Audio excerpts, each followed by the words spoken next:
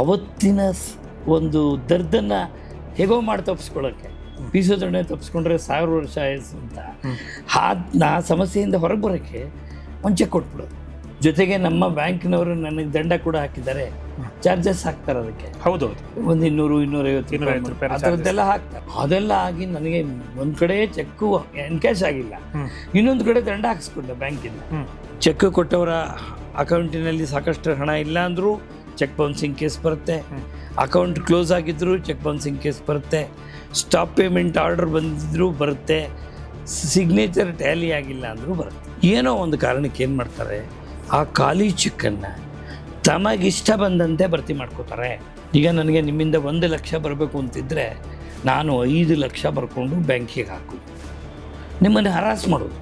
5 ಲಕ್ಷ ಕೊಡಬೇಕು ನೀವು, ಯಾಕೆಂದರೆ ನೀವು ಸಹಿ ಮಾಡಿರ್ತೀರಿ, ನಿಮ್ಮದೇ ಚೆಕ್ ಅದು. ಇವತ್ತು ನಾನು ನಿಮಗೆ ಚೆಕ್ ಕೊಟ್ಬಿಡೋದು, ನಾಳೆ ಹೋಗಿ ಕಂಪ್ಲೇಂಟ್ ಕೊಡೋದು ನನ್ನ ಚೆಕ್ ಕಳೆದೋಗಿದೆ ಅಂತ. ಒಂದು ಪ್ರಶ್ನೆ ಉದ್ಭವ ಆಗುತ್ತೆ, ಚೆಕ್ ಕಳೆದೋಗಿದೆ ಅನ್ನೋದಾದರೆ ನೀನು ಚೆಕ್ಕನ್ನು ಯಾಕೆ ಸಹಿ ಮಾಡಿ ಇಟ್ಕೊಂಡಿದ್ದೆ?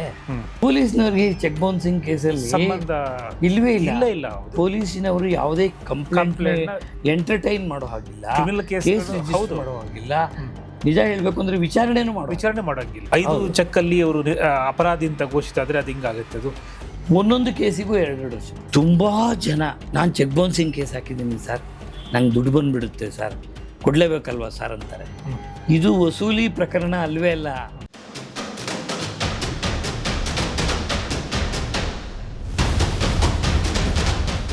ನಮಸ್ಕಾರ, ವೆಲ್ಕಮ್ ಟು ಬಿಯಾಂಡ್ ಲಿಮಿಟ್ಸ್. ಇವತ್ತು ನಮ್ಮ ಜೊತೆ ಖ್ಯಾತ ವಕೀಲರಾದ ವಿ ಮಂಜುನಾಥ್ ಅವರಿದ್ದಾರೆ. ಇವರು ನಮ್ಮ ಬಿಯಾಂಡ್ ಲಿಮಿಟ್ಸ್ ಸ್ಟುಡಿಯೋದಲ್ಲಿ ಅವಾಗವಾಗೆ ಕಾನೂನಿನ ಬಗ್ಗೆ ಸುದೀರ್ಘವಾದ ಚರ್ಚೆಯಲ್ಲಿ ಭಾಗವಹಿಸಿ ಜನರಿಗೆ ಆದಷ್ಟು ಕಾನೂನಿನ ವಿಚಾರಗಳನ್ನ ತಿಳಿಸ್ತಾ ಇರ್ತಾರೆ. ಇವತ್ತು ನಾವು ಅವ್ರ ಜೊತೆ ಚೆಕ್ ಬೌನ್ಸ್ನ ವಿಚಾರವಾಗಿ ಮಾತಾಡೋಣ. ಸರ್ ನಮಸ್ಕಾರ. ಸರ್, ಇವಾಗ ಈ ನಮ್ಮಲ್ಲಿ ಅಂದರೆ ಈ ಲಾಗ್ ಅಂತ ಬಂದಾಗ ಈ ಚೆಕ್ ಬೌನ್ಸ್ ಕೇಸ್ಗಳ ಬಗ್ಗೆ ಸಿಕ್ಕಾಪಟ್ಟೆ ಇದು ಸರ್, ಅಂದರೆ ಜಾಸ್ತಿ ಇದೆ ಚೆಕ್ ಬೌನ್ಸ್ ಕೇಸ್ಗಳು. ಸೊ ಏನು ಸರ್ ಚೆಕ್ ಬೌನ್ಸ್ ಕೇಸ್ನ ಪ್ರೊಸೀಜರ್ಸ್ ಹೆಂಗಿರುತ್ತೆ ಸರ್? ನೋಡಿ, ಈ ವ್ಯಾಪಾರ ವಹಿವಾಟು ಪ್ರತಿನಿತ್ಯ ಜೀವನದಲ್ಲಿ ಈ ಚೆಕ್ ಟ್ರಾನ್ಸಾಕ್ಷನ್ ಅನ್ನೋದು ಒಂದು ಅವಿಭಾಜ್ಯ ಅಂಗ. ಯಾವುದೇ ವ್ಯವಹಾರಗಳಲ್ಲಿ ಪ್ರತಿಯೊಂದನ್ನು ನೀವು ನಗದು ಮೂಲಕ ಮಾಡೋಕ್ಕಾಗಲ್ಲ. ಎಷ್ಟೋ ಸಂದರ್ಭಗಳಲ್ಲಿ ಅದು ನಿಮಗೆ ಸೇಫ್ಟಿ ಕೂಡ ಅಲ್ಲ. ಹಾಗಾಗಿ ಈ ಚೆಕ್ಕಿನ ವ್ಯವಸ್ಥೆ ಅನ್ನುವಂಥದ್ದಿದೆ. ಈಗ ನಾನು ನಿಮಗೇನೋ ಒಂದು 10 ಲಕ್ಷ ಕೊಡಬೇಕಾಗಿರುತ್ತೆ, 10 ಲಕ್ಷ ಇಟ್ಕೊಂಡು ನಾನು ಎಲ್ಲ ಕಡೆ ಓಡಾಡೋಕ್ಕಾಗಲ್ಲ, ನಿಮ್ಗೆ ಕೊಡೋಕ್ಕಾಗಲ್ಲ. ಒಂದು ಚೆಕ್ ಕೊಟ್ಟರೆ ಸೇಫಾಗಿ ಕೊಡ್ಬೋದು. ಈ ದೃಷ್ಟಿಯಿಂದ ಚೆಕ್ಕಿನ ವ್ಯವಹಾರ ಮೊದಲು ಪ್ರಾರಂಭ ಅಂತ ಆಗಿ ಬಂದಿದ್ದು. ಈ ಚೆಕ್ ಬೌನ್ಸಿಂಗ್ ಕೇಸಸ್ ಅಥವಾ ಚೆಕ್ ಬೌನ್ಸ್ ಕೇಸಸ್ ಅಂತ ಶುರುವಾಗಿದ್ದು ಯಾವಾಗ ಅಂದರೆ, ಭಾಳ ಹಿಂದೆ ಎಲ್ಲ ಚೆಕ್ ಕೊಟ್ಟಿದ್ದರೆ ಭಾಳ ಪ್ರಾಮಾಣಿಕವಾಗಿ ಆ ಚೆಕ್ಕಿನ ಡೇಟ್ಗೆ ತಮ್ಮ ಅಕೌಂಟಲ್ಲಿ ದುಡ್ಡಿಟ್ಟು ಅವರು ಆ ಚೆಕ್ಕು ಎನ್ಕ್ಯಾಶ್ ಆಗುವಾಗ ಮಾಡ್ತಾಯಿದ್ರು. ಆದರೆ ಬರ್ತಾ ಅವತ್ತಿನ ಒಂದು ದರ್ದನ್ನು ಹೇಗೋ ಮಾಡಿ ತಪ್ಪಿಸ್ಕೊಳ್ಳೋಕ್ಕೆ ಬೀಸೋದೊಡನೆ ತಪ್ಪಿಸ್ಕೊಂಡ್ರೆ 1000 ವರ್ಷ ಆಯಸ್ಸು ಅಂತ ಆ ಸಮಸ್ಯೆಯಿಂದ ಹೊರಗೆ ಬರೋಕ್ಕೆ ಒಂದು ಚೆಕ್ ಕೊಟ್ಬಿಡೋದು. ಚೆಕ್ ಕೊಟ್ಬಿಟ್ಟು ಆಮೇಲೆ ಆ ಚೆಕ್ಕನ್ನು ಪಾಪ ಅವರು ಪರವಾಗಿಲ್ಲ ಬಿಡಪ್ಪ, ಚೆಕ್ ಕೊಟ್ಟಿದ್ದಾರೆ, ಒಂದು 3 ದಿವಸ ಬಿಟ್ಟು ಕೊಟ್ಟಿದ್ದಾರೆ ಅಷ್ಟೇ ತಾನೇ ಅಂತ ಬ್ಯಾಂಕ್ ಅಕೌಂಟಿಗೆ ಹಾಕಿದರೆ ಆಗ ನೋಡಿ ಇನ್ಸಫಿಷಿಯೆಂಟ್ ಫಂಡ್ ಅಂತ ವಾಪಸ್ ಬರುತ್ತೆ. ಅವ್ರ ಅಕೌಂಟಲ್ಲಿ ದುಡ್ಡೇ ಇರಲ್ಲ, ಏನೋ ಒಂದು ಚೆಕ್ ಕೊಟ್ಟು ತಪ್ಪಿಸ್ಕೊಳ್ಳೋದು. ಆಮೇಲೆ ಕೇಳಿದ್ರೆ ನಾನು ಚೆಕ್ ಬೌನ್ಸ್ ಆಗಿದ್ದರೆ ಕೋರ್ಟಿಗೆ ಹೋಗು, ಕೇಸ್ ಇದೆಯಲ್ಲ ನನ್ನ ಮೇಲೆ ಕೇಸ್ ಹಾಕೋ. ಯಾಕೆಂದರೆ ಕೋರ್ಟಿಗೆ ಹೋದರೆ ಅದರದ್ದೇ ಆದ ಒಂದು ಟೈಮ್ ಸಿಗುತ್ತೆ ಇವರಿಗೆ. ಈ ದೃಷ್ಟಿಯಿಂದ ಚೆಕ್ ಬೌನ್ಸಿಂಗ್ ಕೇಸ್ ಅನ್ನುವಂಥ ಒಂದು ಪ್ರಕ್ರಿಯೆ ಪ್ರಾರಂಭ ಆಗಿದ್ದು. ಅದಕ್ಕೆ ಮುಂಚೆ ಇರಲಿಲ್ಲ, ಚೆಕ್ ಬೌನ್ಸಿಂಗ್ ಕೇಸೇ ಇರಲಿಲ್ಲ. ಈಗೊಂದು 3-4 ದಶಕಗಳಿಂದ ಈಚೆಗೆ ಅದನ್ನು ಒಂದು ಅಪರಾಧವನ್ನಾಗಿ ಪರಿಗಣಿಸಿದ್ದು. ಅದಕ್ಕೆ ಮುಂಚೆ ಅದೊಂದು ಅಪರಾಧ ಅಲ್ವೇ ಅಲ್ಲ. ಈಗ ನಾನು ನಿಮ್ಗೊಂದು ಚೆಕ್ ಕೊಟ್ಟಿರ್ತೀನಿ, ನನ್ನ ಚೆಕ್ ಬೌನ್ಸ್ ಆದರೆ ನೀವೇನು ಮಾಡೋ ಹಾಗಿರಲಿಲ್ಲ. ಆಗ ಓಕೆ, ನೀವು ನನ್ನ ಚೆಕ್ ಬೌನ್ಸ್ ಆಯಿತಾ, ಏನು ಸರ್ ನೀವು ಕೊಟ್ಟು ಚೆಕ್ ಬೌನ್ಸ್ ಆಯಿತು ಅಂತ ಬರೋದು, ನಾನು ಆಯಿತು 1-2 ದಿನದಲ್ಲಿ ಕೊಡ್ತೀನಿ, ಹಣ ಹೊಂದ್ಸೋಕ್ಕಾಗಿಲ್ಲ ಅನ್ನೋದು, ನೀವು ಏನು ಸರ್ ಹೀಗೆ ಮಾಡಿದ್ರಿ ಅಂತ ಹೋಗೋದು, ಹೀಗೆ ಆಗ್ತಿತ್ತು. ಆದರೆ ಅದನ್ನು ಒಂದು ಅಪರಾಧವನ್ನು, ಯಾಕೆಂದರೆ ಇಂತಹ ಒಂದು ಮೋಸ ವಂಚನೆ ಜನಗಳಿಗೆ ಜಾಸ್ತಿ ಆಗ್ತಾ ಹೋಯಿತು. ಚೆಕ್ ಕೊಟ್ಟು ತಪ್ಪಿಸ್ಕೊಳ್ಳೋದು, ಚೆಕ್ ಕೊಟ್ಟಾಯಿತು ಅನ್ನೋ ಹಾಗೆ ನಡ್ಕೊಳ್ಳೋದು, ಕೊಟ್ಟಿರಲ್ಲ ಹಣನ. ಇಂತಹ ಸಂದರ್ಭಗಳು ಜಾಸ್ತಿ ಆದಾಗ ಇದನ್ನು ಒಂದು ಹತೋಟಿಗೆ ತರೋದಕ್ಕೆ ಚೆಕ್ ಕೊಡೋದನ್ನು ಒಂದು ಕಾನೂನನ್ನೇ ಮಾಡಿದ್ರು. ಈ ನೆಗೋಷಿಯಬಲ್ ಇನ್ಸ್ಟ್ರೂಮೆಂಟ್ ಆ್ಯಕ್ಟಲ್ಲಿ ಸೆಕ್ಷನ್ 138ಇಂದ 142ವರೆಗೆ ಇದನ್ನು ಒಂದು ಹೇಗೆ ಯಾವ ರೀತಿ ಒಂದು ಅಪರಾಧವನ್ನಾಗಿ ಪರಿಗಣಿಸ್ಬೇಕು. ಚೆಕ್ ಕೊಟ್ಟು ನಿಮ್ಮ ಮಾನ್ಯತೆ ಪಡ್ಕೊಳ್ಳಿಲ್ಲ ಚೆಕ್ ಅಂದರೆ, ಎನ್ಕ್ಯಾಶ್ ಆಗಲಿಲ್ಲ ಅಂದರೆ, ನಗದಾಗಲಿಲ್ಲ ಅಂದರೆ ನಿಮ್ಮ ಚೆಕ್ಕು ಕೊಟ್ಟಂಥ ಚೆಕ್ಕು, ಆಗ ಅದನ್ನು ಅಪರಾಧವನ್ನಾಗಿ ಪರಿಗಣಿಸಿ ಅದಕ್ಕೆ ನ್ಯಾಯಾಲಯದಲ್ಲಿ ಒಂದು ದಾವೆಯನ್ನು ಹೂಡೋದಕ್ಕೆ, ದೂರನ್ನು ಕೊಡೋದಕ್ಕೆ ಅವಕಾಶ ಮಾಡಿಕೊಟ್ಟು ಶಿಕ್ಷೆ ದಂಡ ಅನ್ನುವಂಥದ್ದನ್ನೆಲ್ಲ ಜಾರಿಗೆ ತಂದು ಆ ನಂತರ ಆ ಒಂದು ಕಾನೂನು ಬಂದ ನಂತರ ಇದು ಒಂದು ಅಪರಾಧವನ್ನಾಗಿ ಪರಿಗಣಿಸಲಾಗುತ್ತೆ ಈ ಚೆಕ್ ಬೌನ್ಸಿಂಗ್ ಕೇಸಲ್ಲಿ. ಈ ಚೆಕ್ ಬೌನ್ಸಿಂಗ್ ಕೇಸಿನ ಒಂದು ಯಾವ ರೀತಿ ಹಾಗಾದರೆ ಅಂತಂದರೆ ಯಾವ ರೀತಿ ಈ ಪ್ರಕರಣವನ್ನು ದಾಖಲಿಸಬೇಕು ಅನ್ನುವಂಥದ್ದು ಎಲ್ಲ ಅಂತ ಹೇಳಿದ್ರೆ, ಈಗಂತೂ ಏಪ್ರಿಲ್ 1ನೇ ತಾರೀಕಿಂದ ಮೊನ್ನೆ 20,000ಕ್ಕಿಂತ ಹೆಚ್ಚು ನಗದು ವ್ಯವಹಾರವನ್ನು ಮಾಡಬಾರ್ದು ಅಂತ ಕೇಂದ್ರ ಸರ್ಕಾರ ನಿಯಮವನ್ನು ತಂದಿರೋದಂತ ಇನ್ನು ಮುಂದೆ ಚೆಕ್ಕಿನ ಪ್ರಾಮುಖ್ಯತೆ ಜಾಸ್ತಿ ಆಗ್ತಾ ಹೋಗುತ್ತೆ. ಯಾಕಂದರೆ 20,000ಕ್ಕಿಂತ ನಗದನ್ನು ವ್ಯವಹರಿಸೋ ಹಾಗಿಲ್ಲ. ಆಗೇನು ಮಾಡ್ತಾರೆ, ಅನಿವಾರ್ಯವಾಗಿ ಚೆಕ್ಕನ್ನು ಕೊಟ್ಟು ಮುಂದಿನ ವಾರ ಕೊಡಬೇಕಾಗಿದ್ದ ಹಣಕ್ಕೋ ಮುಂದಿನ ತಿಂಗಳು ಕೊಡಬೇಕಾಗಿದ್ದ ಹಣಕ್ಕೋ ಸೇಫ್ಟಿಗೆ ಒಂದು ಚೆಕ್ ಕೊಟ್ಟು ಅದೆಲ್ಲ ಮಾಡುವಂಥ ವ್ಯವಹಾರ ಇನ್ನು ಮುಂದೆ ಜಾಸ್ತಿ ಆಗುತ್ತೆ. Because of this new rule of central government. ಅದೇನೇ ಇರಲಿ. ಸೊ ಹೇಗೆ ಚೆಕ್ ಬೌನ್ಸಿಂಗ್ ಪ್ರಕರಣಗಳನ್ನು ದಾಖಲಿಸೋದು ಮಾಡೋದು ಅಂದರೆ, ಈಗ ಒಬ್ಬರು ಇನ್ನೊಬ್ರಿಗೆ ಕೊಟ್ಟಿರುವಂತಹ ಚೆಕ್ ಏನಿದೆ ಅದನ್ನು ಬ್ಯಾಂಕಿಗೆ ಆ ದಿನ ಹಾಕಿದಾಗ ಅದು ಮಾನ್ಯತೆಗೊಳ್ಳಲಿಲ್ಲ, ಎನ್ಕ್ಯಾಶ್ ಆಗಲಿಲ್ಲ ಅಂದರೆ ಯಾವ ಮನುಷ್ಯ ಚೆಕ್ ತೊಗೊಂಡಿರ್ತಾರೋ ಅವರು ಆ ಬೌನ್ಸ್ ಬ್ಯಾಂಕಿಂದ ಏನು ಎಂಡಾರ್ಸ್ಮೆಂಟ್ ಬರುತ್ತೆ, ಚೆಕ್ಕು ಕೊಟ್ಟವರ ಖಾತೆಯಲ್ಲಿ ಹಣ ಇಲ್ಲ ಅಂತ ವಾಪಸ್ ಬರುತ್ತೋ ಅವತ್ತಿನಿಂದ ಅವರು 30 ದಿವಸದ ಒಳಗಡೆ ಯಾವ ಮನುಷ್ಯ ಚೆಕ್ ಕೊಟ್ಟಿದ್ದಾನೋ ಆತನಿಗೆ ನೋಟಿಸನ್ನು ಕೊಡಬೇಕು. ಓಕೆ, ನೋಡಿ ನೀವು ನನಗೆ ಚೆಕ್ ಕೊಟ್ಟಿದ್ದೀರಿ, ನನಗೆ ಕೊಡಬೇಕಾಗಿದ್ದ ದುಡ್ಡಿಗೆ ಚೆಕ್ ಕೊಟ್ಟಿದ್ದೀರಿ, ಆ ಚೆಕ್ಕನ್ನು ನಾನು ಬ್ಯಾಂಕಿಗೆ ಹಾಕಿದಾಗ ಅದು ಮಾನ್ಯಗೊಳ್ಳಲಿಲ್ಲ, ನಿಮ್ಮ ಅಕೌಂಟಲ್ಲಿ ದುಡ್ಡಿಲ್ಲ, ಸಫಿಷಿಯೆಂಟ್ ಅಮೌಂಟ್ ಇಲ್ಲ ಅಂತ ಹೇಳಿ, ಸಾಕಷ್ಟು ಹಣ ಇಲ್ಲ ಅಂಥೇಳಿ ನೀವು ಕೊಟ್ಟ ಚೆಕ್ಕು ನನಗೆ ವಾಪಸ್ ಬಂದಿದೆ, ಜೊತೆಗೆ ನಮ್ಮ ಬ್ಯಾಂಕಿನವರು ನನಗೆ ದಂಡ ಕೂಡ ಹಾಕಿದ್ದಾರೆ, ಚಾರ್ಜಸ್ ಹಾಕ್ತಾರೆ ಅದಕ್ಕೆ. ಹೌದೌದು, ಒಂದು 200-250 ರೂಪಾಯಿ ಆ ಥರದ್ದೆಲ್ಲ ಹಾಕ್ತಾರೆ. ಅದೆಲ್ಲ ಆಗಿ ನನಗೆ ಒಂದು ಕಡೆ ಚೆಕ್ಕು ಎನ್ಕ್ಯಾಶ್ ಆಗಿಲ್ಲ, ಇನ್ನೊಂದು ಕಡೆ ದಂಡ ಹಾಕಿಸ್ಕೊಂಡೆ ಬ್ಯಾಂಕಿಂದ. ಇದೆಲ್ಲ ಆಗ್ತಾ ಇದೆ ಅಂಥೇಳಿ ನೋಟಿಸನ್ನು ಕೊಟ್ಟು ಅವರಿಗೆ ನೀವು 15 ದಿವಸಗಳ ಕಾಲ ಸಮಯ ಕೊಡಬೇಕು ಆ ಹಣನ ಕೊಡೋಕ್ಕೆ. 1ನೇ ಏಪ್ರಿಲ್ಗೆ ಚೆಕ್ ಬೌನ್ಸ್ ಆದರೆ 30 ಏಪ್ರಿಲ್ ಒಳಗಡೆ ನೀವು ನೋಟಿಸ್ ಕಳಿಸ್ಬೇಕು. ಅದಾದಮೇಲೆ ಅವರಿಗೆ ಮೇ 15ರ ತನಕ ನೀವು ಅವರಿಗೊಂದು ಸಮಯಾವಕಾಶ ಕೊಡಬೇಕು. ಮೇ 15 ಅನ್ನೋಕ್ಕಿಂತ ಯಾವತ್ತು ಅವ್ರು ನೋಟಿಸ್ ತಗೋತಾರೋ ಅವತ್ತಿಂದ 15 ದಿವಸ. ನೀವು 30ನೇ ತಾರೀಕು ನೋಟಿಸ್ ಕೊಟ್ಟರೆ 31ಕ್ಕೋ 1ನೇ ತಾರೀಕೋ 2ನೇ ತಾರೀಕೋ ತಲುಪುತ್ತೆ. ಆವತ್ತಿಂದ 15 ದಿವಸವನ್ನು ಅವರಿಗೆ ಅವಕಾಶ ಕೊಟ್ಟು ಆ 15 ದಿವಸದಲ್ಲೂ ಸಹ ಒಂದು ಪಕ್ಷ ಅವರು ನಿಮಗೆ ಅಂದರೆ 15 ದಿವಸದೊಳಗಡೆ ಕೇಸ್ ಹಾಕೋ ಹೋಗಿಲ್ಲ, 15 ದಿವಸ ಸಮಯ ಕೊಡಲೇಬೇಕು. 15 ದಿವಸ ಮುಗಿದ ಮೇಲೆ 16ನೇ ದಿವಸ ನೀವು ಕೇಸ್ ಹಾಕ್ಲಿಕ್ಕೆ ಅವಕಾಶ ಇದೆ. ಸಂಬಂಧಿಸಿದ ಮ್ಯಾಜಿಸ್ಟ್ರೇಟ್ ನ್ಯಾಯಾಲಯದಲ್ಲಿ 30 ದಿವಸದೊಳಗಡೆ ಹಾಕಬೇಕು. ಓಕೆ, ಆ 15 ದಿನ ಮುಗಿದ ನಂತರ 30 ದಿವಸದೊಳಗಡೆ ನೀವು ನ್ಯಾಯಾಲಯದಲ್ಲಿ ಪ್ರಕರಣವನ್ನು ದಾಖಲು ಮಾಡಬೇಕು. ಅದನ್ನು ಪ್ರೈವೇಟ್ ಕಂಪ್ಲೇಂಟ್ ಅಂತೀವಿ. ಅದನ್ನು ಹೋಗಿ ನೇರವಾಗಿ ನ್ಯಾಯಾಧೀಶರ ಮುಂದೆನೇ ನಿಮ್ಮ ಕಂಪ್ಲೇಂಟನ್ನು ನೀವು ಕೊಡಬೇಕಾಗತ್ತೆ. ನೀವು ಅದನ್ನು ಕೊಟ್ಟ ಮೇಲೆ ಆಮೇಲೆ ಅದು ದಾಖಲಾಗುತ್ತೆ. ಮುಂಚೆ ಸರ್, ಇವಾಗ ಚೆಕ್ ಬೌನ್ಸಲ್ಲಿ ಒಂದು ಇನ್ಸಫಿಷಿಯೆಂಟ್ ಫಂಡ್ಸ್ ಅಂತ ಬೌನ್ಸ್ ಆಗ್ಬೋದು, ಸ್ಟಾಪ್ ಪೇಮೆಂಟ್ ಕೊಟ್ಟಿದ್ದಕ್ಕೆ ಬೌನ್ಸ್ ಆಗ್ಬೋದು, ಇಲ್ಲ ಸಿಗ್ನೇಚರ್ ಮಿಸ್ ಮ್ಯಾಚ್ ಅಂತ ಬೌನ್ಸ್ ಆಗಿರ್ಬೋದು, ಅಕೌಂಟ್ ಕ್ಲೋಸ್ಡ್ ಅಂತಲೂ ಬರ್ಬೋದು. ನಾರ್ಮಲ್ ಬ್ಯಾಂಕ್ ಪ್ರಕಾರ ನಿಮ್ಮ ಬ್ಯಾಲೆನ್ಸ್ ಚೆಕ್ಗಳನ್ನ ಸರೆಂಡರ್ ಮಾಡದೆ ಅಕೌಂಟ್ ಕ್ಲೋಸ್ ಮಾಡೋಂಗಿಲ್ಲ ಅನ್ನೋದೊಂದು ರೂಲ್ಸು ಇದೆ. ಹೌದು. ಸೊ ಅದು ಸೇರಿಸ್ಬಿಟ್ಟು ಮಾತಾಡೋದು, 4 ಪಾಯಿಂಟ್ಗಳನ್ನ ಸೇರಿಸ್ಬಿಟ್ಟು ಮಾತಾಡೋದಿದ್ರೆ ಇದೆಲ್ಲವೂ ಚೆಕ್ ಬೌನ್ಸ್ ಅಂಡರಲ್ಲೇ ಬರುತ್ತೆ ಸರ್? ಬರುತ್ತೆ, ಹಿಂದೆ ಬರ್ತಿರ್ಲಿಲ್ಲ.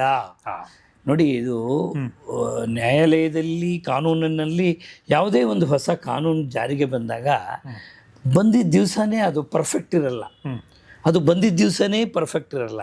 ಅದೇನಾಗುತ್ತೆ ಅಂತಂದರೆ ಅನೇಕ ದಿನಗಳ ನಂತರ, ಅನೇಕ ತಿಂಗಳುಗಳ ನಂತರ, ವರ್ಷಗಳ ನಂತರ ಅದರಲ್ಲಿ ಹೊಸ ಹೊಸ ತೀರ್ಪುಗಳು ಬರ್ತಾ ಮತ್ತು ಜನರ ಹೊಸ ವಿಧಾನಗಳನ್ನು ಕಂಡುಹಿಡ್ಕೋತಾರೆ ತಪ್ಪಿಸ್ಕೊಳ್ಳೋಕ್ಕೆ. ಅಂತಹ ಸಂದರ್ಭಗಳಲ್ಲಿ ಹಿಂದೆ ಕೇವಲ ಬ್ಯಾಂಕ್ ಅಕೌಂಟಲ್ಲಿ ಹಣ ಇಲ್ಲ ಅಂದಿದ್ದರೆ ಮಾತ್ರ ಬರ್ತಾಯಿತ್ತು. ಆದರೆ ಇವತ್ತಿಗೆ ಏನಪ್ಪ ಅಂತ ಹೇಳಿದ್ರೆ, ಚೆಕ್ ಕೊಟ್ಟವರ ಅಕೌಂಟಿನಲ್ಲಿ ಸಾಕಷ್ಟು ಹಣ ಇಲ್ಲ ಅಂದರೂ ಚೆಕ್ ಬೌನ್ಸಿಂಗ್ ಕೇಸ್ ಬರುತ್ತೆ. ಅಕೌಂಟ್ ಕ್ಲೋಸ್ ಆಗಿದ್ದರೂ ಚೆಕ್ ಬೌನ್ಸಿಂಗ್ ಕೇಸ್ ಬರುತ್ತೆ. ಸ್ಟಾಪ್ ಪೇಮೆಂಟ್ ಆರ್ಡರ್ ಬಂದಿದ್ದರೂ ಬರುತ್ತೆ. ಸಿಗ್ನೇಚರ್ ಟ್ಯಾಲಿ ಆಗಿಲ್ಲ ಅಂದರೂ ಬರುತ್ತೆ. ಸೊ ಇದು 4 ಸೇರಿಬಿಟ್ಟು ಚೆಕ್ ಬೌನ್ಸಿಂಗ್ ಕೇಸ್ ಹಾಕೋದಕ್ಕೆ ಅವಕಾಶ. ಇವಾಗ ಚೆಕ್ ಬೌನ್ಸ್ ಆಯಿತು. ಚೆಕ್ ಬೌನ್ಸ್ ಆದಮೇಲೆ ನಾನೊಂದು ನೋಟಿಸ್ ಕಳಿಸ್ದೆ, 30 ದಿನ ಆಯಿತು. ಅವರು ಇವಾಗ ಇದರಲ್ಲಿ 2 ವಿಧ ಸರ್. ಒಂದು, ಅವರು ನೋಟಿಸ್ನ ಸ್ವೀಕರಿಸ್ಬೋದು, ಇಲ್ಲಾಂದರೆ ರಿಟರ್ನು ಕಳಿಸ್ಬೋದು. ರಿಟರ್ನ್ ಅಂದರೆ ತೊಗೊಳ್ದೇ ಇರ್ಬೋದು. ಅಂಥ ಸಮಯದಲ್ಲಿ ಅದು ಯಾವ ಥರ ಇದು ಮಾಡಬೇಕು? ಅದೇ ನೀವು ಭಾಳ ಒಳ್ಳೆ ಪ್ರಶ್ನೆ ಇದು. ಯಾಕೆಂತಂದರೆ ಈ ಚೆಕ್ ಬೌನ್ಸಿಂಗ್ ಪ್ರಕರಣದಲ್ಲಿ ಬಹಳ ಮುಖ್ಯವಾಗಿ ಈ ನೋಟಿಸು ಜಾರಿ ಆಗಲೇಬೇಕು. ಅದೊಂದು ನಿಯಮ. ಎದುರುಗಡೆ ಪಾರ್ಟಿಗೆ ನೋಟಿಸ್ ಜಾರಿ ಆಗಲೇಬೇಕು. ಆದರೆ ಆ ನೋಟಿಸನ್ನು ಜಾರಿ ಆಗುವಂಥ ಸಂದರ್ಭದಲ್ಲಿ ಜನರು ತಪ್ಪಿಸ್ಕೊಳ್ಳೋಕ್ಕೆ ಬೇರೆ ಬೇರೆ ಕಾರಣಗಳನ್ನು ಕೊಟ್ಟು ನೋಟಿಸನ್ನು ತಗೊಳ್ಳದೇ ಇರಬಹುದು. ನಿರಾಕರಿಸಿದರೆ ತೊಂದರೆ ಇಲ್ಲ. ನೋಟಿಸ್ ತಗೊಳ್ಳದೆ ನಿರಾಕರಿಸಿ ಪೋಸ್ಟ್ಮ್ಯಾನ್ಗೆ ವಾಪಸ್ ಕಳಿಸಿದ್ರೆ, ನಾನು ತಗೊಳ್ಳಲ್ಲ ಅಂತ ಹೇಳಿ ಕಳಿಸಿ ಅವರು ನಾಟ್ ಕ್ಲೈಮ್ಡ್ ಅಂತ ಬರೀತಾರೆ, ಅಥವಾ ರೆಫ್ಯೂಸ್ಡ್ ಅಂತ ಬರೀತಾರೆ ಪೋಸ್ಟ್ಮ್ಯಾನ್. ಆಗ ನೋಟಿಸ್ ಸರ್ವ್ ಆದಾಗೆ ಲೆಕ್ಕ. ಆದರೆ ಅದಲ್ಲದೆ ಡೋರ್ ಲಾಕ್ ಅಂದರೆ ಅಥವಾ ಲೆಫ್ಟ್ ದಿ ಅಡ್ರೆಸ್ ಅಂತ ಬಂದರೆ ಅಂತಹ ಸಂದರ್ಭಗಳಲ್ಲಿ ಜವಾಬ್ದಾರಿ ಸ್ವಲ್ಪ ಅದಕ್ಕೆ ಚೆಕ್ ಬೌನ್ಸಿಂಗ್ ಪ್ರಕರಣಗಳನ್ನು ದಾಖಲಿಸೋದಕ್ಕಿಂತ ಮುಂಚೆ ನಮಗೆ ಯಾರು ಚೆಕ್ ಕೊಟ್ಟಿದ್ದಾರೆ ಅದನ್ನು ಬ್ಯಾಂಕಿಗೆ ಹಾಕೋದಕ್ಕಿಂತ ಮುಂಚೆ ಅವರು ಅದೇ ವಿಳಾಸದಲ್ಲಿ ಇದ್ದಾರೆ ಅನ್ನೋದನ್ನು ಖಚಿತಪಡಿಸ್ಕೋಬೇಕು. ಆ ವ್ಯಕ್ತಿಗೆ ಒಂದಕ್ಕಿಂತ ಹೆಚ್ಚು ವಿಳಾಸಗಳಿದ್ದರೆ, ಒಂದು ಕಚೇರಿ ವಿಳಾಸ ಇರ್ಬೋದು, ಒಂದು ಮನೆ ವಿಳಾಸ ಇರ್ಬೋದು, ಮತ್ತು ಅವ್ರದ್ದು ಇನ್ನೊಂದು ಯಾವುದೋ ಒಂದು ಸಪ್ರೇಟ್ ಬಿಸ್ನೆಸ್ ಇರುವಂಥ ಒಂದು ಜಾಗ ಇರ್ಬೋದು, ಎಲ್ಲ ವಿಳಾಸಗಳನ್ನು ಇಟ್ಕೊಂಡಿರ್ಬೇಕು. ಎಲ್ಲ ವಿಳಾಸಗಳನ್ನು ಇಟ್ಕೊಂಡು ನೋಟಿಸನ್ನು ಕಳಿಸುವಂತಹ ಸಂದರ್ಭದಲ್ಲಿ ನಮಗೆ ಗೊತ್ತಿರುವಂಥ ಖಚಿತವಾದ ಎಲ್ಲ ವಿಳಾಸಗಳಿಗೂ ಆ ನೋಟನ್ನು ಕಳಿಸ್ಬೇಕು. ಆ ನೋಟಿಸು ಹೋದ ಮೇಲೆ, ಆ ನೋಟಿಸ್ ತಲುಪಿದ ಮೇಲೆ ಸರಿ. ಆಮೇಲೆ ನೋಟಿಸ್ ತಲುಪಲೇ ಇಲ್ಲ, ಅವರು ಒಂದಾಕ್ಷಣಕ್ಕೆ ಹಾಕೋಕ್ಕೆ ಆಗಲ್ವ ಕೇಸ್ನ ಅಂತ ಹಾಗೇನೂ ಇಲ್ಲ. ಸಪೋಸ್ ಅವ್ರು ಕೊಟ್ಟಿರುವಂಥ, ನೀವು ನೋಟಿಸ್ ಕಳಿಸಿರುವಂಥ ವಿಳಾಸ ಸರಿ ಇದ್ದು, ಈಗ ಫಾರ್ ಎಕ್ಸಾಂಪಲ್ ಡೋರ್ ಲಾಕ್ ಆಗಿರುತ್ತೆ ಅಂದ್ಕೊಳ್ಳಿ, ಮನೆ ಹೋದಾಗ ಅವರು ಒಂದು ಇಂಟಿಮೇಷನ್ ಅಂತ ಕೊಟ್ಟು ಬರ್ತಾರೆ ಪೋಸ್ಟ್ ಆಫೀಸಲ್ಲಿ. ಬೀಗಕ್ಕೆ 6 ಬರ್ತಾರೆ, ನಿಮಗೊಂದು ರಿಜಿಸ್ಟರ್ ಪೋಸ್ಟ್ ಇದೆ, ನಿಮಗೊಂದು ಸ್ಪೀಡ್ ಪೋಸ್ಟ್ ಇದೆ, ನೀವು ಬಂದು ಪೋಸ್ಟ್ ಆಫೀಸಲ್ಲಿ ತೊಗೊಳ್ಳಿ ಅಂತ 10 ದಿವಸ ಕಾಯ್ತಾರೆ ಅವರು. ಆಮೇಲೆ ಅವರು ರಿಟರ್ನ್ ಹಾಕೋದು. ಹಾಗಾಗಿ ನೋಟಿಸು ಸರಿಯಾದ ವಿಳಾಸಕ್ಕೆ ಹೋಗಿ ಬಂದರೆ ಸಾಕೀಗ. ಈ ಹಿಂದೆ ನೋಟಿಸ್ ತಲುಪಿಲ್ಲ ಅಂದರೆ ಏನು ಭಾಳ ಕಷ್ಟ ಆಗ್ತಿತ್ತು. ಈಗ ನೀವು ಕಳಿಸಿರೋ ವಿಳಾಸ ಸರಿ ಇದ್ದರೆ ಅದನ್ನು ನೋಟಿಸ್ ಜಾರಿಯಾಗಿದೆ ಅಂತಲೇ ನ್ಯಾಯಾಲಯ ಭಾವಿಸುತ್ತೆ. ಸರ್, ಈ ಪ್ರಾಸೆಸ್ ಎಲ್ಲ ನಾವು ನೋಡಿದಾಗ ಈ ಚೆಕ್ ಬೌನ್ಸ್ ಅನ್ನೋದೇ ಒಂದು ದುರುಪಯೋಗ ಮಾಡ್ಕೊಳ್ಳೋಕ್ಕೆ ಅಂತ ಅನಿಸುತ್ತೆ ಸರ್. ಯಾಕಂದರೆ ಇವಾಗ ನಾನು ನಿಮಗೊಂದು ಅಮೌಂಟ್ ಕಮಿಟ್ ಮಾಡಿರ್ತೀನಿ, 10ನೇ ತಾರೀಕು ಕೊಡ್ತೀನಿ ಅಂತ. ಆ 10ನೇ ತಾರೀಕು ಚೆಕ್ ಕೊಡಬೇಕಿದ್ರೆ ಅವ್ನಿಗೆ ಗೊತ್ತಿರುತ್ತೆ, ಈ ಚೆಕ್ ಬೌನ್ಸ್ ಆದರೆ ಇನ್ನೊಂದು ವರ್ಷ ನಾನು 6 ತಿಂಗಳು ಏನೋ ತಳ್ಕೊಂಡು ಹೋಗ್ಬೋದು ಅನ್ನೋಂಥ ಉದ್ದೇಶದಿಂದ ಮಾಡೋರು ಇದ್ದಾರೆ. ಹೌದು, ತಾವೊಂದು ಒಳ್ಳೆ ಪ್ರಶ್ನೆಯನ್ನು ಕೇಳಿದ್ರಿ. ಇದೇನು ಅಂತ ಹೇಳಿದ್ರೆ ನೋಡಿ, ಯಾವುದೇ ಒಂದು ಕಾನೂನು ಸರ್ಕಾರಗಳು ಜಾರಿಗೆ ತಂದಾಗ ಅದಕ್ಕೆ 2 ಮುಖಗಳಿರುತ್ತೆ. It has got 2 faces. ಆ ಕಾನೂನನ್ನು ಸದುಪಯೋಗಪಡಿಸಿಕೊಳ್ಳುವಷ್ಟೇ ಜನ ದುರುಪಯೋಗಪಡಿಸಿಕೊಳ್ಳೋರು ಇರ್ತಾರೆ. ಅದು ಸಾಮಾನ್ಯವಾಗಿ ಎಲ್ಲ ಕಾನೂನುಗಳಲ್ಲೂ ಇರುತ್ತೆ. ಎಲ್ಲ ಅವ್ರಿಗೆ ಒಂದು ಚೆಕ್ ಬೌನ್ಸಿಂಗ್ ಕೇಸ್ ಹಾಕಿದ ತಕ್ಷಣಕ್ಕೆ ಅದನ್ನು ಸುಳ್ಳು ಕೇಸು ಅಂದ್ಬಿಡೋಕ್ಕಾಗಲ್ಲ. ಅಥವಾ ಒಂದು ಚೆಕ್ ಬೌನ್ಸಿಂಗ್ ಕೇಸ್ ಹಾಕಿದ ತಕ್ಷಣ ಇದು ಜುನಿಯನ್ ಕೇಸು, ಸತ್ಯವಾದಂಥದ್ದು, ಇವರು ನಿಜವಾಗ್ಲೂ ದುಡ್ಡು ಬರಬೇಕಿತ್ತು ಅಂತಲೂ ಹೇಳೋಕ್ಕಾಗಲ್ಲ. ಅನೇಕ ಸಂದರ್ಭಗಳಲ್ಲಿ ಬೇರೆ ಬೇರೆ ಕಾರಣಗಳಿಂದ ಈ ಚೆಕ್ ಬೌನ್ಸ್ ಪ್ರಕರಣ ಜಾರಿಗೆ ಬರುತ್ತೆ. ನೋಡಿ, ಕೆಲವಲ್ಲಿ ಹೇಗೆ ಮೊದಲು ದುರುಪಯೋಗ ಆಗುತ್ತೆ ಅನ್ನೋದನ್ನು ನಾನು ತಮ್ಗೆ ಹೇಳ್ಬಿಡ್ತೀನಿ.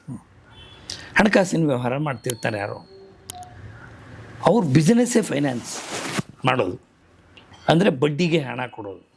ಕೆಲವರು ಲೈಸೆನ್ಸ್ ಇಟ್ಕೊಂಡು ಕೊಡ್ತಾರೆ, ಕೆಲವರು ಲೈಸೆನ್ಸ್ ಇಲ್ಲದೆ ಕೊಡ್ತಾರೆ. ಅಂತಹ ಸಂದರ್ಭಗಳಲ್ಲಿ ಅವ್ರೇನು ಮಾಡ್ತಾರೆ, ತುಂಬ ಕಷ್ಟದಲ್ಲಿರೋರೇ ಸಾಲಕ್ಕೆ ಹೋಗೋದು, ತುಂಬ ಕಷ್ಟದಲ್ಲಿರೋರೇ ಬಡ್ಡಿಗೆ ಹಣ ತೊಗೊಳ್ಳೋದು, ಅವ್ರದ್ದೇನೋ ತಾಪತ್ರಯ ಇರುತ್ತೆ ಅದಕ್ಕೆ. ಅಂತಹ ಸಂದರ್ಭಗಳಲ್ಲಿ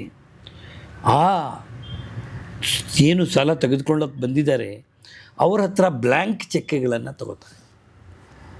ಇವರು ಮೊದಲೇ ಖಾಲಿ ಚೆಕ್ಕು ಸಿಗ್ನೇಚರ್ ಆಗಿರುತ್ತೆ. ಇಲ್ಲ, ನಾವು ನಮ್ಮ ಹಣಕ್ಕೆ ಭದ್ರತೆ ಬೇಕು, ಅದಕ್ಕೋಸ್ಕರ ನಾವು ತೊಗೋತಾ ಇದ್ದೀವಿ ಅಂಥೇಳಿ ಖಾಲಿ ಸಿಗ್ನೇಚರ್ ಆಗಿರುವಂಥ ಖಾಲಿ ಚೆಕ್ಗಳನ್ನು ತಗೊಂಡು ಇವರ ವಿಳಾಸವನ್ನು ತೆಗೆದುಕೊಂಡು ಏನೋ ಒಂದು ಸಾಲ ಕೊಡ್ತಾರೆ. ಇವರು ಒಂದಷ್ಟು ಬಡ್ಡಿ ಕಟ್ತಾ ಇರ್ತಾರೆ, ನಡೀತಾ ಇರುತ್ತೆ ಇದು ಹಾಗೆ. ಯಾವತ್ತೂ ಒಂದು ದಿವಸ ಇವರು ಬಡ್ಡಿ ಕೊಡೋದು ನಿಲ್ಲಿಸ್ದಾಗಲೋ ಅಥವಾ ಅವ್ರು ಹೇಳಿದ ಸಮಯಕ್ಕೆ ಪೂರ್ತಿ ಅವ್ರದ್ದೇನು ಪ್ರಿನ್ಸಿಪಾಲ್ ಅಮೌಂಟ್ ಏನಿದೆ ಅವ್ರು ಸಾಲ ತೊಗೊಂಡಿರುವಂಥ ಹಣ ಅದನ್ನು ವಾಪಸ್ ಕೊಡಲಿಲ್ಲ ಅಂತನೋ ಏನೋ ಒಂದು ಕಾರಣಕ್ಕೆ ಏನು ಮಾಡ್ತಾರೆ, ಆ ಖಾಲಿ ಚೆಕ್ಕನ್ನು ತಮಗಿಷ್ಟ ಬಂದಂತೆ ಭರ್ತಿ ಮಾಡ್ಕೋತಾರೆ. ಈಗ ನನಗೆ ನಿಮ್ಮಿಂದ 1 ಲಕ್ಷ ಬರಬೇಕು ಅಂತಿದ್ದರೆ ನಾನು 5 ಲಕ್ಷ ಬರ್ಕೊಂಡು ಬ್ಯಾಂಕಿಗೆ ಹಾಕೋದು, ನಿಮ್ಮನ್ನು ಹರಾಸ್ ಮಾಡೋದು. 5 ಲಕ್ಷ ಕೊಡಬೇಕು ನೀವು, ಯಾಕೆಂದರೆ ನೀವು ಸಹಿ ಮಾಡಿರ್ತೀರಿ, ನಿಮ್ಮದೇ ಚೆಕ್ ಅದು. ಆ ರೀತಿ ದುರುಪಯೋಗ ಆಗುವಂಥದ್ದು. ಓಕೆ. ಆದ್ದರಿಂದ ನಾನು ನಮ್ಮ ವೀಕ್ಷಕ ಬಂಧುಗಳಲ್ಲಿ ಕೇಳ್ಕೊಳ್ಳೋದೇನೆಂದರೆ, ಚೆಕ್ ವ್ಯವಹಾರ ಮಾಡಬಾರ್ದು ಅಂತಿಲ್ಲ.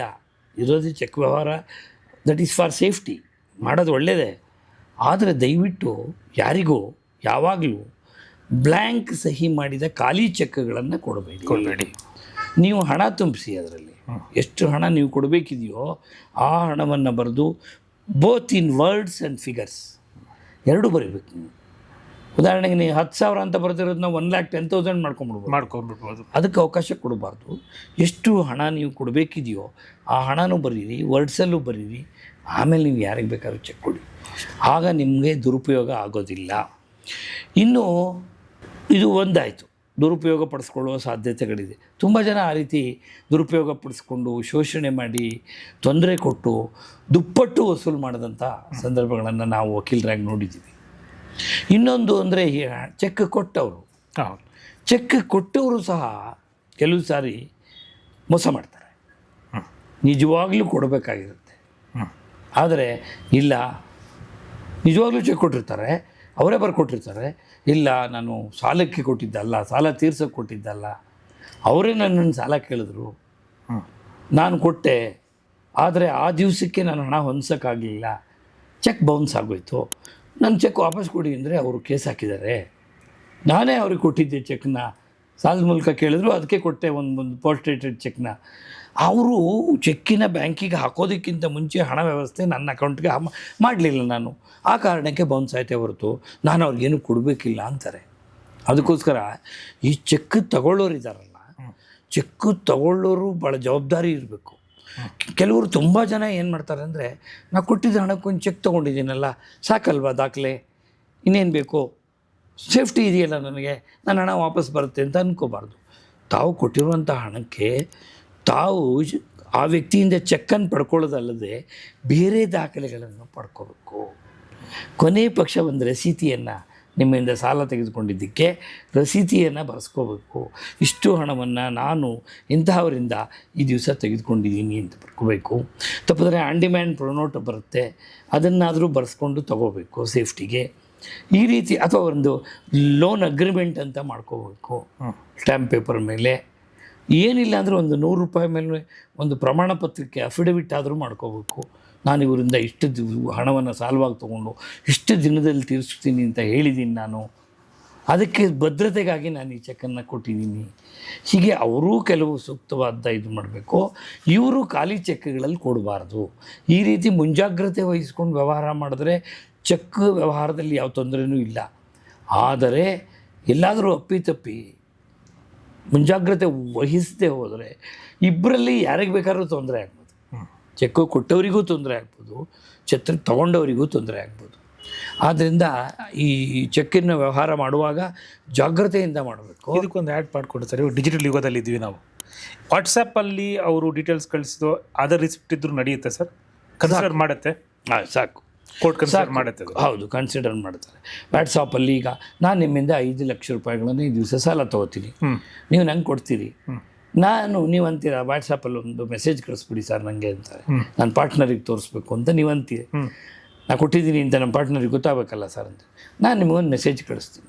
ಸರ್ ತಮ್ಮಿಂದ ನಾನು ಇವತ್ತು 5 ಲಕ್ಷ ರೂಪಾಯಿ ಸಾಲ ತೆಗೆದುಕೊಂಡಿದ್ದೀನಿ, 3 ಮಂತ್ಸಲ್ಲಿ 3 ತಿಂಗಳಲ್ಲಿ ನನಗೆ ಹಿಂದಿರುಗಿಸ್ತೀನಿ ಅಂತ ಪ್ರಾಮಿಸ್ ಮಾಡಿದ್ದೀನಿ.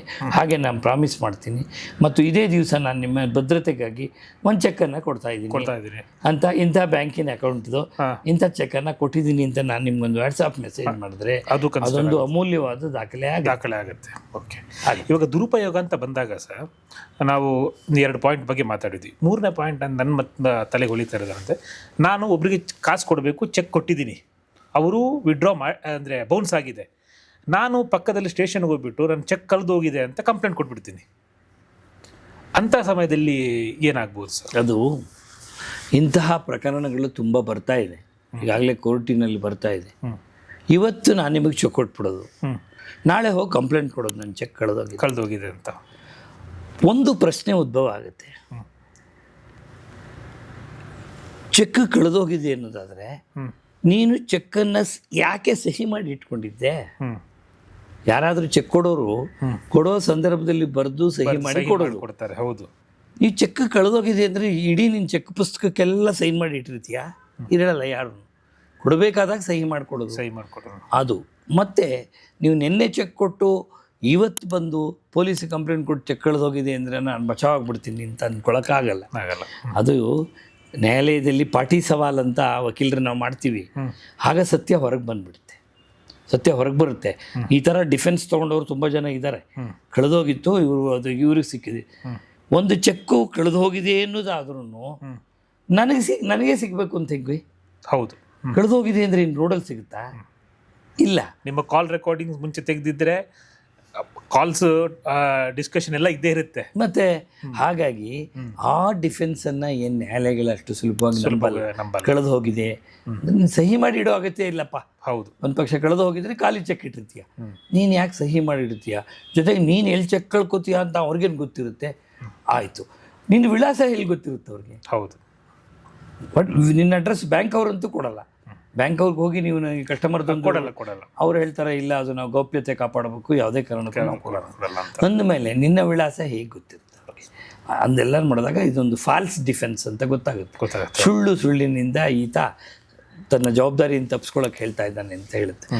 ಇದೆಲ್ಲ ತಾವೇನು ಕೇಳ್ತಾ ಇದ್ದೀರಿ ಇದೆಲ್ಲ ನ್ಯಾಯಾಲಯದಲ್ಲಿ ನಡೆದೋಗಿದೆ, ಈಗಾಗಲೇ ನಡೆದೋಗಿದೆ. ಹೌದು, ಇಂಥದ್ದೆಲ್ಲ ಆಗಿ ಈ ದಿನಾಂಕವನ್ನು ಮುಂದೂಡಲಿಕ್ಕೆ ಇರುವಂಥ ಒಂದು ಸಣ್ಣ ಕಾರಣ ಬಿಟ್ಟರೆ ಅದರಿಂದ ಆಗುವಂಥದ್ದು ಏನೂ ಇಲ್ಲ. ಕೊನೆಗೆ ಆಮೇಲೆ ಇನ್ನೊಂದು, ಈ ಚೆಕ್ ಬೌನ್ಸಿಂಗ್ ಪ್ರಕರಣದಲ್ಲಿ ದೂರುದಾರನಿಗಿಂತ ಯಾರು ಆರೋಪವನ್ನು ಹೊತ್ತಿರ್ತಾನಲ್ಲ, ಚೆಕ್ ಯಾರ್ದಾಗಿರುತ್ತೆ ಬೌನ್ಸ್ ಆಗಿದೆಯೋ ಆತನಿಗೆ ಜವಾಬ್ದಾರಿ ಜಾಸ್ತಿ. ಆತ ಯಾತಕ್ಕೆ ನಾನು ಚೆಕ್ಕನ್ನು ಅವ್ರ ಕೈಗೆ ಹೋಯ್ತು ಅನ್ನೋದನ್ನು ಸಾಬೀತುಪಡಿಸ್ಬೇಕು. ಹೌದು, ಚೆಕ್ ತಗೊಂಡಿರೋ ಮನುಷ್ಯನಿಗೆ ಚೆಕ್ ಸಾಕು. ಚೆಕ್ ಹಾಜರು. ನಿಮ್ಮ ಚೆಕ್ ನನ್ನ ಹತ್ರ ಹೇಗೆ ಬರುತ್ತೆ? ಹೌದು, ಬರಲ್ಲ. ನಿಮ್ಮ ಸಹಿ ಆಗಿರೋ ಚೆಕ್ಕು ನನ್ನ ಹತ್ರ ಬರಬೇಕಾದ್ರೆ ನಿಮಗೂ ನನಗೂ ಏನೋ ಒಂದು ವ್ಯವಹಾರ ಇರಬೇಕು. ಮತ್ತೆ ಸುಮ್ಮನೆ ಯಾರು ಕೊಡ್ತಾರೆ? ಫ್ರೆಂಡ್ ಅಂತ ಒಂದು ಚೆಕ್ ಕೊಟ್ಬಿಡಲ್ಲ, ಪರಿಚಯದವರು ಒಂದು ಚೆಕ್ ಇಟ್ಕೊಳ್ಳಿ ಅಂತ ಕೊಡಲ್ಲ. ಏನೋ ವ್ಯವಹಾರ ಇರುತ್ತೆ, ಕೊಟ್ಟಿರ್ತಾರೆ. ಸೊ ಹಾಗಾಗಿ ಚೆಕ್ ತಗೊಂಡಂಥ ವ್ಯಕ್ತಿ ನ್ಯಾಯಾಲಯಕ್ಕೆ ಚೆಕ್ಕನ್ನು ಹಾಜರುಪಡಿಸಿದರೆ ಸಾಕು, ಅದೇ ಒಂದು ಪ್ರಮುಖ ಸಾಕ್ಷಿ. ಈ ನೆಗೋಷಿಯಬಲ್ ಇನ್ಸ್ಟ್ರೂಮೆಂಟ್ ಆ್ಯಕ್ಟಲ್ಲಿ ಸೆಕ್ಷನ್ 118A ಅಂತ ಒಂದಿದೆ, 118A. ಅದರಲ್ಲಿ ಅದನ್ನೇ ಹೇಳುತ್ತೆ, ಸಹಿ ಮಾಡಿದ ಚೆಕ್ಕು ಆತನ ಬಳಿ ಇದೆ ಅಂದರೆ ಸಾಕು, ಆತನಿಗೆ ಬರಬೇಕಾದ ಹಣಕ್ಕೆ ಕೊಟ್ಟಿರೋದು ಅಂತ ಅದು ರುಜುವಾತಾಗುತ್ತೆ. ಒಂದು ಪಕ್ಷ ಇಲ್ಲ, ನಾನು ಕೊಡಬೇಕಾಗಿದ್ದ ಹಣಕ್ಕೆಲ್ಲ ಕೊಟ್ಟಿದ್ದು, ನಾನು ಬೇರೆ ಉದ್ದೇಶಕ್ಕೆ ಕೊಟ್ಟಿದ್ದೆ ಅಂತ ಹೇಳೋದಾದರೆ, ಯಾವ ಉದ್ದೇಶಕ್ಕೆ ಕೊಟ್ಟೆ, ಕೊಡುವಂಥ ಸಂದರ್ಭ ಏನಿತ್ತು, ಹಾಗೊಂದು ವೇಳೆ ಅದಾಗಿದ್ದರೆ ನೀನು ಯಾಕೆ ಮತ್ತೆ ವಾಪಸ್ ತೊಗೊಳ್ಳಿಲ್ಲ? ಅದನ್ನು ಅವ್ರ ಹತ್ರನೇ ಯಾಕೆ ಬಿಟ್ಟೆ? ಎಲ್ಲ ಪ್ರಶ್ನೆಗಳಿಗೂ ಆರೋಪಿಯೇ ಉತ್ತರಿಸ್ಬೇಕು. ಆದ್ದರಿಂದ ಜವಾಬ್ದಾರಿ ಅವನ ಮೇಲೆ ಜಾಸ್ತಿ.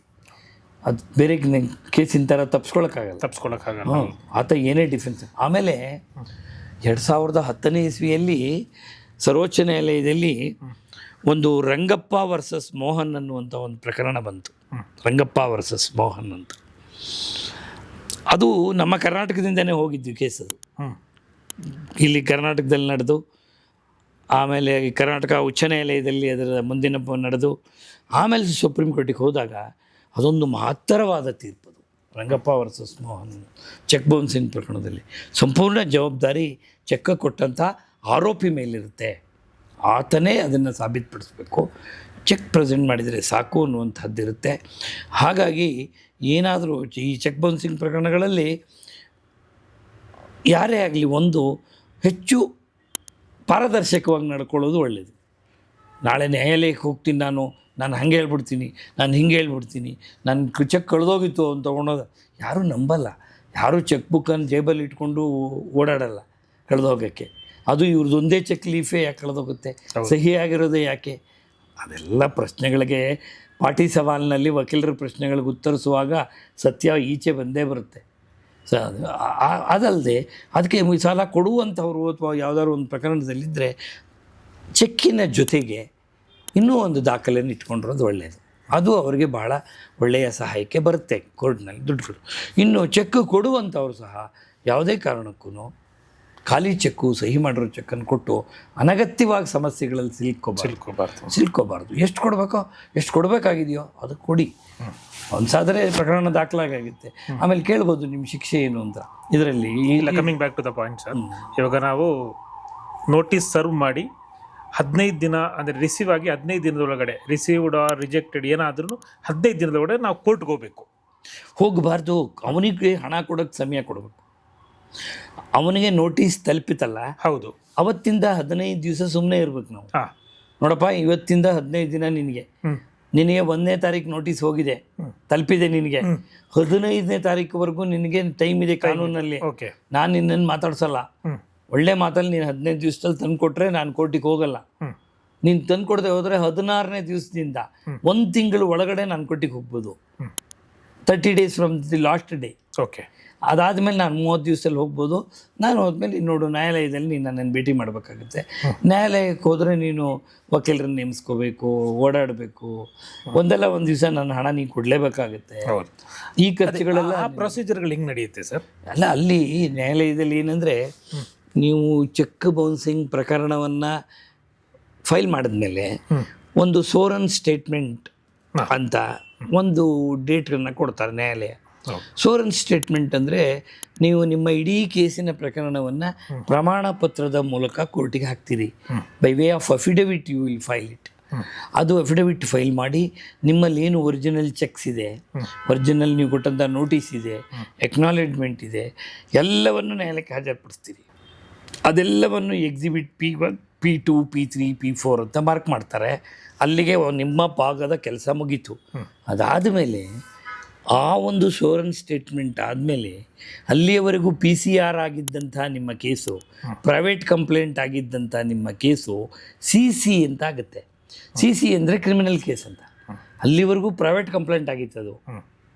ನೀವು ನ್ಯಾಯಾಲಯಕ್ಕೆ ಹೋಗಿ ನ್ಯಾಯಾಧೀಶರ ಮುಂದೆ ನಿಂತು ಪ್ರಮಾಣ ಪತ್ರವನ್ನು ಸಲ್ಲಿಸಿ ನಿಮ್ಮ ಎಲ್ಲ ಮೂಲ ದಾಖಲೆಗಳನ್ನು ಹಾಜರುಪಡಿಸಿದ ಮೇಲೆ it will be converted into CC, criminal case ಅಂತ.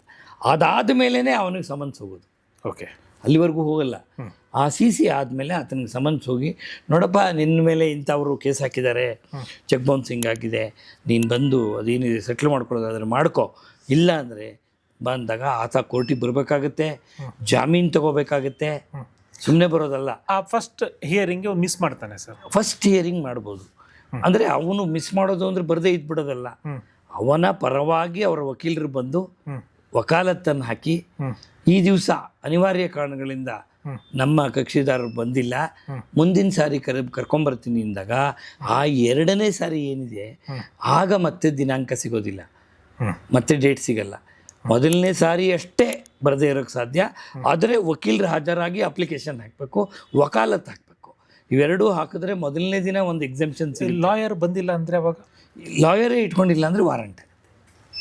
ವಾರಂಟ್ ಅಂದರೆ ಯಾವ ಥರ ಆಗುತ್ತೆ? ಅರೆಸ್ಟ್ ವಾರಂಟ್ ಅಂತ ಆಗುತ್ತೆ. ಪೊಲೀಸ್ನವ್ರಿಗೆ ಆ ವಾರಂಟ್ ಪೊಲೀಸ್ನವ್ರ ಕೈಗೆ ಹೋಗುತ್ತೆ.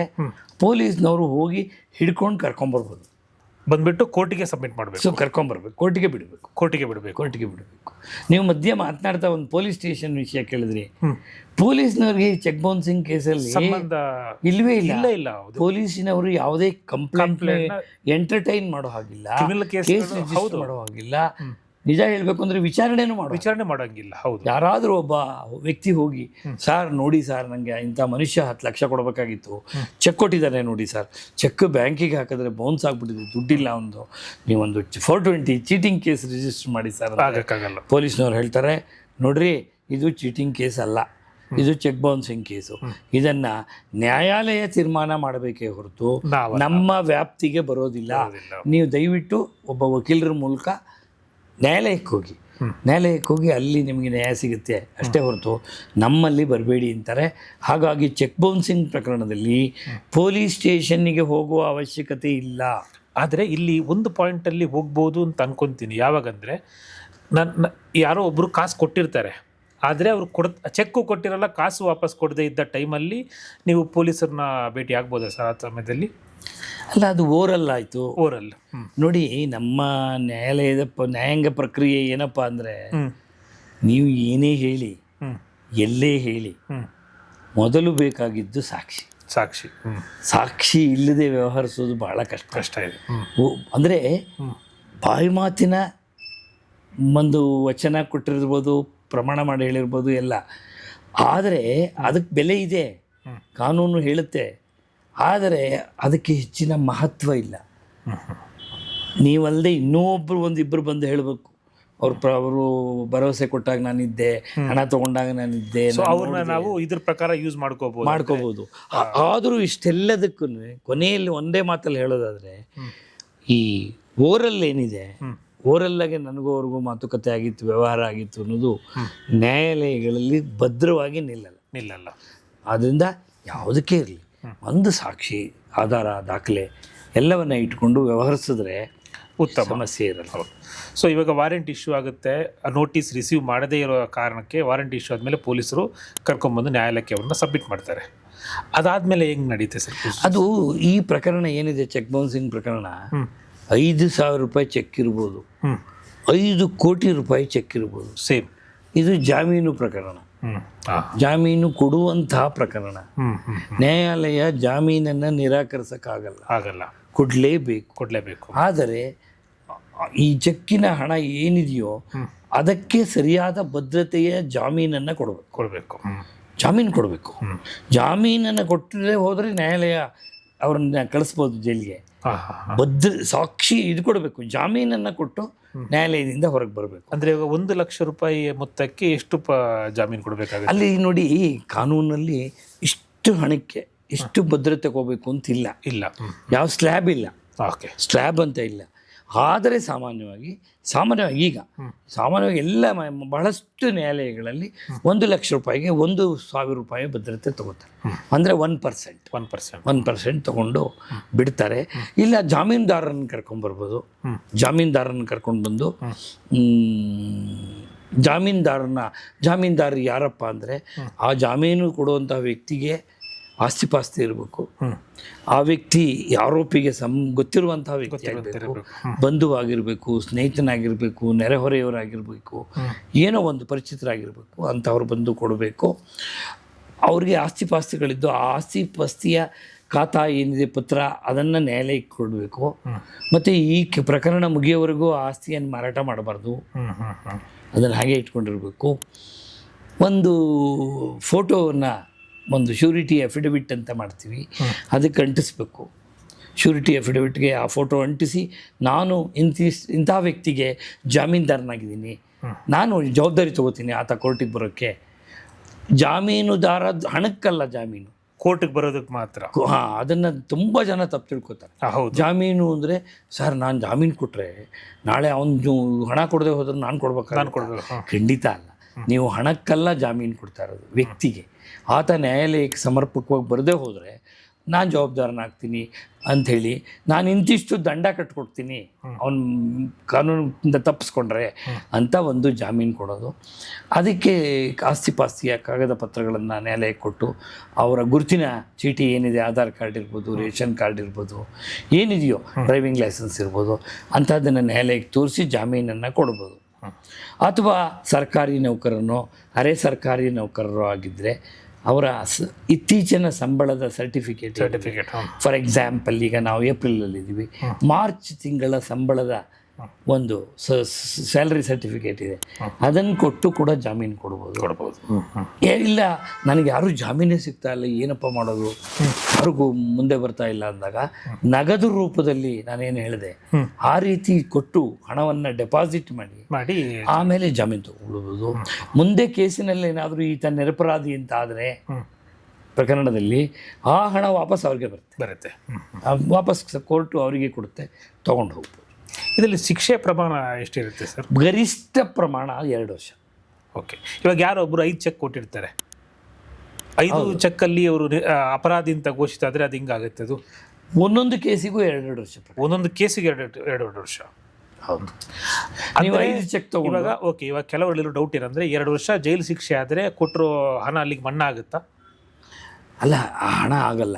ಹಣ ಅದು ತಪ್ಪು ತಿಳುವಳಿಕೆ ಇದೆ, ಇರುತ್ತೆ. ಯಾಕಂದ್ರೆ 2 ವರ್ಷ ಜೈಲಿಗೆ ಮುಗಿದೋಯ್ತು. ಈ ಪ್ರಕರಣ ಏನಿದೆ, ಈ ಪ್ರಕರಣ ಚೆಕ್ಬೌನ್ಸಿಂಗ್ ಸಿಂಗ್ ಪ್ರಕರಣ ಏನಿದೆ, ಇದು ಹಣ ವಸೂಲಿ ಪ್ರಕರಣ ಅಲ್ಲ. ನನ್ನ ಅನುಭವದಲ್ಲಿ ನಾನು ಹೇಳ್ತೀನಿ, ತುಂಬ ಜನ ನಾನು ಚೆಕ್ಬೌನ್ಸಿಂಗ್ ಸಿಂಗ್ ಕೇಸ್ ಹಾಕಿದ್ದೀನಿ ಸರ್, ನಂಗೆ ದುಡ್ಡು ಬಂದುಬಿಡುತ್ತೆ ಸರ್, ಕೊಡಲೇಬೇಕಲ್ವ ಸರ್ ಅಂತಾರೆ. ಇದು ವಸೂಲಿ ಪ್ರಕರಣ ಅಲ್ವೇ ಅಲ್ಲ, ಇದು ಪೀನಲ್ ಪ್ರಾವಿಷನ್ ಅಂತ. ಆತ ಎಸಗಿರುವಂಥ ತಪ್ಪಿಗೆ ಶಿಕ್ಷೆ ಕೊಡಿಸಲಿಕ್ಕೆ ಹಾಕಿರುವಂಥ ಕೇಸು. ನಿಮಗೊಂದು ವೇಳೆ ನಿಮ್ಮ ಹಣ ವಾಪಸ್ ಬರಬೇಕು, ಅವನಿಂದ ವಸೂಲು ಮಾಡಬೇಕು, ಬಡ್ಡಿ ಸಮೇತ ವಸೂಲು ಮಾಡಬೇಕು, ಕೋರ್ಟ್ ಖರ್ಚು ಸಮೇತ ಅಂತ ಏನಾದರೂ ನಿಮ್ಮ ಉದ್ದೇಶ ಇದ್ದರೆ you have to go to civil court. ಅಲ್ಲಿ ಹೋಗ್ಬಿಟ್ಟು ನೀವೊಂದು ನಿರ್ದಿಷ್ಟವಾದ ಅಮೌಂಟ್ನ ಕಟ್ಟಿ ಆಮೇಲೆ ಇದು ಮಾಡಿದಾಗ ಸಿವಿಲ್ ಪ್ರಕರಣವನ್ನು ದಾಖಲಿಸಿದ್ದೆ ಆದರೆ ಅಲ್ಲಿ ನಿಮ್ಮ ಹಣ ಬರುತ್ತೆ, ನಿಮ್ಮ ಹಣಕ್ಕೆ ಬಡ್ಡಿ ಬರುತ್ತೆ, ನೀವು ವಕೀಲರಿಗೆ ಖರ್ಚು ಮಾಡಿದ ಫೀಸ್ ಬರುತ್ತೆ, ನೀವು ಕೋರ್ಟಿಗೆ ಖರ್ಚು ಮಾಡಿದ ಖರ್ಚು, ಬೇರೆ ಓಡಾಟ ಮಾಡಿದ ಖರ್ಚು ಬರುತ್ತೆ, ಎಲ್ಲ ಬರುತ್ತೆ, ದಂಡನೂ ಬರುತ್ತೆ. ಇವಾಗ ಇದರಲ್ಲಿ ಇದನ್ನು ಮಾಡ್ತಾನೆ ಅದನ್ನು ಮಾಡ್ಬೋದಾ? ಇಲ್ಲ, ಇದನ್ನು ಮಾಡ್ಬೋದು. ತುಂಬ ಜನ ನಾನು ಚೆಕ್ಬೌನ್ಸಿಂಗ್ ಸಿಂಗ್ ಕೇಸ್ ಅದಕ್ಕೇನು ಪರ್ಸೆಂಟೇಜ್ ಸ್ಲ್ಯಾಬ್ ಇರುತ್ತೆ ಸರ್? ಅಲ್ಲಿ ನಮಗೊಂದು ಸ್ಲ್ಯಾಬೇ ಇಟ್ಬಿಟ್ಟಿದ್ದಾರೆ. ಅಲ್ಲಿ ಸ್ಲ್ಯಾಬ್ ಇದೆ ಒಂದು 15,000ದಿಂದ 80 ಲಕ್ಷದ ತನಕ ಇದೆ. 80 ಲಕ್ಷ ತನಕ ಎಷ್ಟು ಹಣಕ್ಕೆ ಎಷ್ಟು ಫೀ ಕೊಡಬೇಕು ಅಂತ ಒಂದು ರೇಟ್ ಇದೆ. ನೀವು ಹೋಟೆಲಿಗೆ ಹೋದರೆ ಕಾಫಿ ಎಷ್ಟು, ಇಡ್ಲಿ ಎಷ್ಟು, ದೋಸೆ ಎಷ್ಟು ಹಾಕಿಲ್ವಾ, ಹಾಕ್ತಾರಲ್ವಾ, ಮಸಾಲೆ ದೋಸೆ ಎಷ್ಟು, ಪ್ಲೈನ್ ದೋಸೆ ಎಷ್ಟು ಬಿಲ್, ಹಾಗೆ ಒಂದು ಸ್ಲ್ಯಾಬ್ ಇದೆ. ಆ ಸ್ಲ್ಯಾಬಲ್ಲಿರೋ ಅಮೌಂಟನ್ನು ನೀವು ಕೋರ್ಟಿಗೆ ಕಟ್ಟಿರ್ತೀರಿ.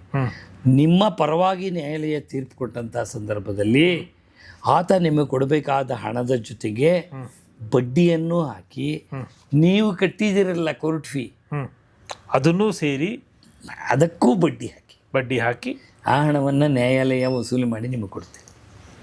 ಅಯ್ಯೋ ನಾನು ಕೋರ್ಟಿಗೆ ಕಟ್ಟಿದೆ ಅದು ಹೋಯ್ತು ಅಂದ್ಕೊಳ್ಳೋ ಹಾಗಿಲ್ಲ. ಇನ್ ಕೇಸ್ ಇವಾಗ ನಾವು ಯಾರ ಮೇಲೆ ಕೇಸ್ ಅವನು ಸಶಕ್ತನಾಗಿರಲ್ಲ, ಅವನ ಹೆಸರಲ್ಲಿ ಯಾವುದೇ ಆಸ್ತಿ ಪಾಸ್ತಿಗಳಿರಲ್ಲ, ಏನೂ ಇರಲ್ಲ, ಅಂಥ ಸಮಯದಲ್ಲಿ ಅಂತಹ ಸಂದರ್ಭಗಳಲ್ಲಿರೋದು ಒಂದೇ ಒಂದು ದಾರಿ, ಅವನನ್ನು ಜೈಲಿಗೆ ಕಳಿಸೋದು. ಅದು ಜೈಲಿನ ಅವಧಿ 2 ವರ್ಷನೇ ಇರುತ್ತೆ ಅಷ್ಟೇ. ಗರಿಷ್ಠ ಒಂದು ಚೆಕ್ಕಿಗೆ 2 ವರ್ಷ. ನಾನು ಅದೇ ಹೇಳಿದ್ದು, 5,000 ರೂಪಾಯಿ ಚೆಕ್ಕಿಗೆ ಏನು ಮಾನ್ಯತೆ ಇದೆಯೋ 5 ಕೋಟಿಗೂ ಅಷ್ಟೇ ಮಾನ್ಯತೆ. ಅದಕ್ಕೂ ಶಿಕ್ಷೆ ಗರಿಷ್ಠ ಪ್ರಮಾಣ 2 ವರ್ಷ, ಇದಕ್ಕೂ 2 ವರ್ಷ. ಅದಕ್ಕಾಗಿ ಸಣ್ಣ ಪುಟ್ಟ ಅಮೌಂಟು 2 ಲಕ್ಷ 3 ಲಕ್ಷ ಚೆಕ್ಗಳಲ್ಲಿ 2 ವರ್ಷ ಯಾರು ಕೊಡಲ್ಲ. 6 ತಿಂಗಳು ಕೊಡ್ತಾರೆ, 3 ತಿಂಗಳು ಕೊಡ್ತಾರೆ, 8 ತಿಂಗಳು ಕೊಡ್ತಾರೆ, 10 ತಿಂಗಳು ಕೊಡ್ತಾರೆ, ಅಷ್ಟೇ ಜೈಲು ಶಿಕ್ಷೆ ಕೊಡೋದು. 2 ವರ್ಷದ ಮೇಲೆ ಶಿಕ್ಷೆ ಕೊಡೋದಕ್ಕೆ ಚೆಕ್ಬೌನ್ಸಿಂಗ್ ಸಿಂಗ್ ಪ್ರಕರಣದಲ್ಲಿ ನ್ಯಾಯಾಧೀಶರಿಗೆ ಅವಕಾಶನೇ ಇಲ್ಲ. ಹೌದು. Thank you sir. ಇಷ್ಟೊತ್ತು ನಮ್ಮ ಜೊತೆ ಇದ್ದು ಈ ಚೆಕ್ಬೌನ್ಸ್ ಕೇಸ್ನ ಬಗ್ಗೆ ಸುದೀರ್ಘವಾಗಿ ತಿಳಿಸ್ಕೊಟ್ರಿ. ಧನ್ಯವಾದಗಳು ಸರ್.